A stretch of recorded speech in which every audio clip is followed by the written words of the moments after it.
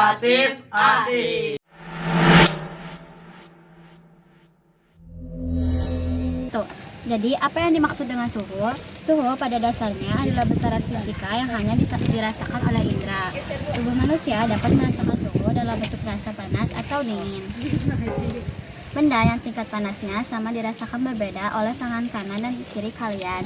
Jadi, suhu benda yang diukur dengan indera perasa seperti kulit menghasilkan ukuran suhu yang tidak dapat dipakai sebagai acuan atau tidak pasti.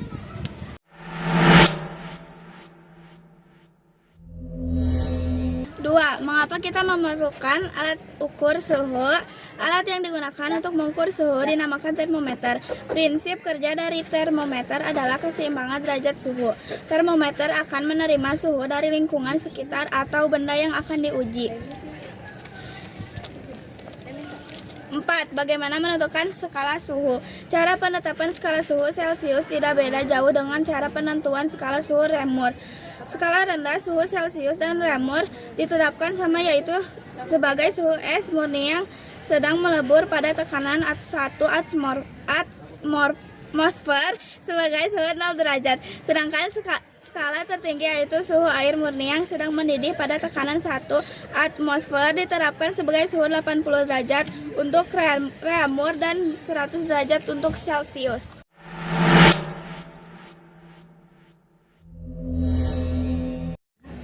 4. Bagaimana menentukan skala suhu? Penetapan skala suhu Fahrenheit sedikit berbeda dengan penetapan skala Celcius dan Reaumur. Skala suhu terendah Fahrenheit ditetapkan dari suhu es murni yang sedang melebur pada tekanan 1 atmosfer sebagai 32 derajat. Suhu tertinggi pada air murni yang sedang mendidih pada tekanan 1 atmosfer ditetapkan sebagai 212 derajat. Jika suhu zat terus didinginkan, maka zat tersebut akan berubah wujud dari gas menjadi cair, lalu berubah menjadi padat. Jadi diturunkan terus-menerus, maka getaran atom-atom dalam zat makin lambat.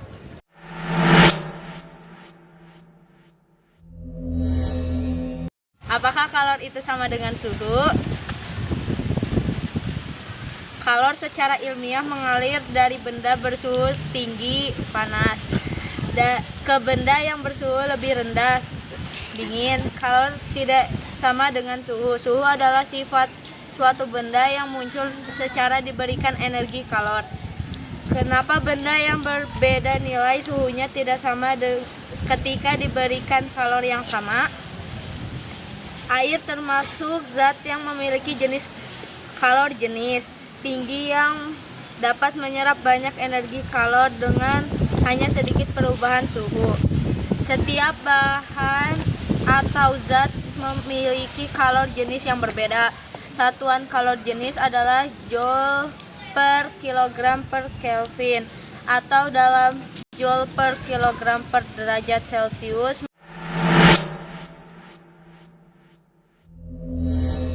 Bagaimana menghitung besar kalor? M adalah massa daging, C adalah kalor jenis daging, dan baca delta berarti perubahan dari delta. T adalah perubahan suhu. Perubahan yang ditunjukkan oleh Q merupakan simbol perubahan energi panas. Benda menerima kalor atau melepaskan kalor. Apabila delta T positif, Q juga positif. Ini berarti bahwa benda mengalami kenaikan suhu dan mendapat energi panas menerima kalor. Apabila delta T negatif, Q juga negatif. Benda kehilangan energi panas, melepas kalor, dan mengalami penurunan suhu. A. Konduksi merupakan perpindahan panas melalui suatu bahan tanpa disertai dengan perpindahan partikel-partikel pada bahan tersebut. Bahan yang mampu menghantarkan panas dengan baik disebut konduktor. B.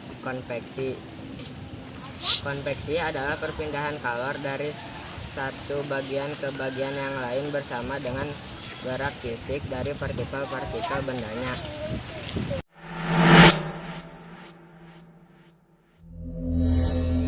C. radiasi. Dalam ruang hampa tidak ada materi yang dapat memindahkan kalor secara konduksi dan konveksi. Jadi perpindahan kalor dari Matahari sampai ke bumi dengan cara lain. Cara tersebut dinamakan radiasi. Radiasi adalah perpindahan kalor tanpa membutuhkan zat perantara atau medium.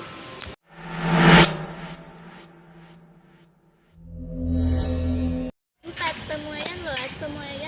Pemuaian luas adalah pemuaian yang terjadi pada kedua arah sisi-sisi benda. 5. Pemuaian zat cair.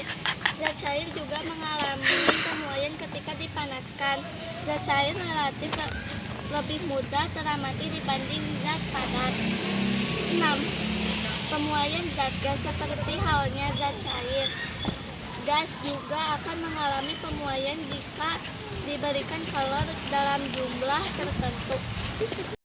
Apakah pemuaian itu? Pemuaian adalah terjadi di kehidupan kita sehari-hari, baik disadari maupun tanpa kita sadari, di mana suatu benda ukurannya membesar, baik panjang, lebar, tinggi, dan luas, maupun volume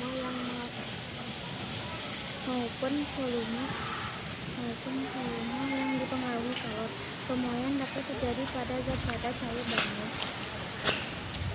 Pemuaian zat.